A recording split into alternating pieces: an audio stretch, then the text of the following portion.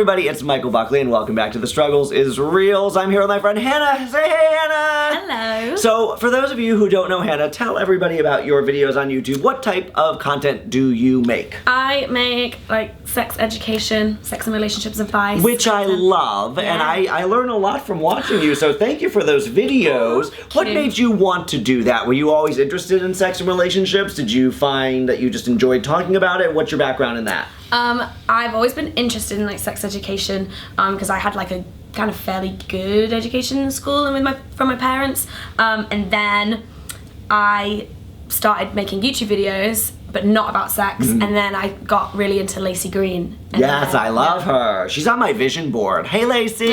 She's on my vision board. No, I learned like what sex positive is, and I learned about not shaming and not feeling, and I learned all these different things, and I regard sex so differently, because when I was a young person, I'm 41 now, when I was young, I had sex to get married, or I had sex to whatever. So now as a single person, it's like, it's nice to just have sex, and it is what it is, and I feel so much better about sex.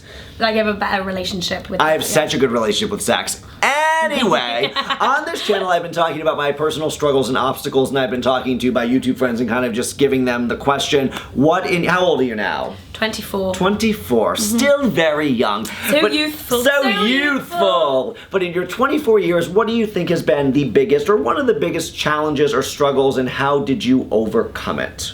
What pops into your brain? I have such a privileged life. Yeah? Like, That's really good. That's good. I think for me, one of the biggest struggles has been like figuring out, and this is still like an insanely privileged struggle to have. You acknowledge it, we acknowledge it, it's fine. But it's about figuring out whether my my values and my interests are my own rather than my parents, or like I was raised this way, because loads of people are raised a certain way. So say if they're raised quite conservative, and then or religious, whatever, and then they grow up, and when they're a teenager, they're like, oh, actually, I don't believe the same thing that my parents believe, and so it's their own identity. Right. Whereas I, still agree with my parents, and I'm like, wonder whether if my parents were conservative, if I would have come to the same conclusions that I've come to now, if I'd have like rejected their ideals. Anyway, I don't know, This is really deep. This is like genuinely what I'm like, would I have rebelled, or would I have just like had conservative ideals because I just follow what my parents believe? So, but when you really think about what your parents believe, do you believe that's true and you like those beliefs, so you accept that, and you are 24 years old, and you might surprise yourself by the time you're 28, 32, 35. There are definitely some, like the nuances of what me and my parents believe kind of different, but like ultimately we're on the same team. Yeah. Well, that's nice. That's nice. And I've also done everything that was expected of me. So that's also like, why? Yeah, like, were they such good parents, or were they very disciplined with you? Like, what do you wanted to please them? No, I was disciplined with myself. Because I'm very like self-motivated.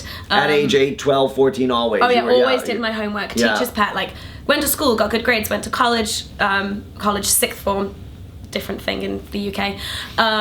Got good grades, took a gap year because I'm middle class, and did the traveling and the working, and then went to university.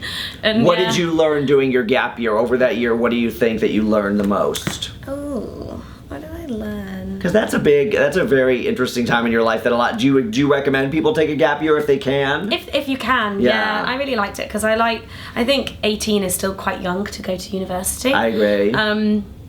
I broke up my last serious relationship on my gap year. Yeah. So I learned that I probably I wasn't ready to like go full commitment when I was 19. That's a good thing to realize. Yeah.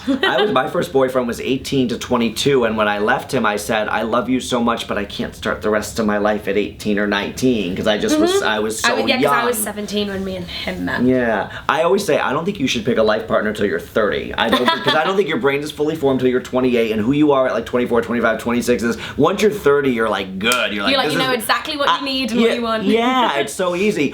As a YouTuber, what have you learned about yourself? What has your audience taught you? What has making videos taught you? How, when you first started uploading versus now, what is something that you've noticed about yourself, or what have you liked or not liked about it? I've discovered that I'm a massive narcissist. Well, I mean, if you want to turn on a camera and talk about things, which is great. You know, got to acknowledge it.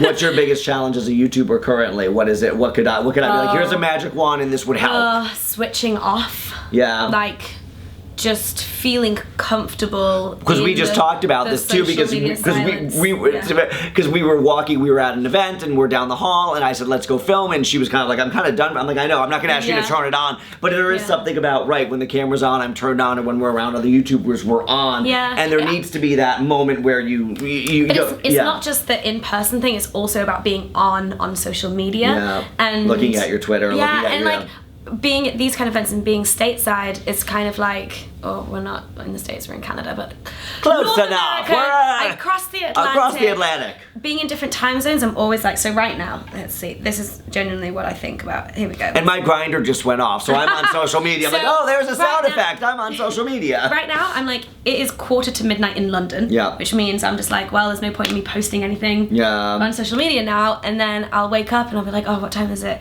in London? And like, and I hate that I think about these things. But I will bet you, though, that in the next year or so, you'll figure that out. If that's something you wish to figure out, you'll put yourself on a more different schedule. Perhaps you can even schedule tweets. I know that's a weird tool. People don't like that. For when I'm away. But it's just, it's like there is something to be said. Because have you ever burnt out as a YouTuber? Is there a time when you're like miserable for like a month and I can't bear to, or have you been pretty smooth and steady? I've been pretty smooth so far, but you will burn out if you don't allow yourself these breaks. Well, I've promised myself. So I think the reason why I'm not burning out right now is because there is like this sanctuary in the near future, because I've promised myself after my book comes out to take a week off, like go on holiday and like turn off the internet and like go on a real holiday and not. When is your book coming out? What is it called? Tell us everything.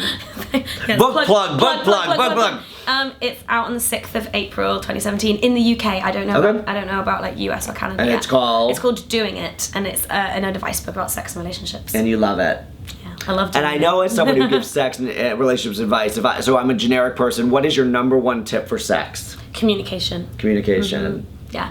Whether it's in a 5-year relationship or if it's like a 5-minute hookup. Yeah. You gotta communicate. That's very good. All right, well, check Hannah out. Links below, and please buy her book when it comes out next year. And thank you. And also, thank you for acknowledging that, because I'm the same way. It's like when someone's like, what have you been through? I'm like, honestly, I've had it pretty well. Yeah. So it's like you've got to, but again, your story is interesting, and I think, I've learned a lot just talking to you, and I do love your videos. So please check her out, and thank you for the gifts you share with the internet and the universe. Hannah! Hi. Bye. Okay.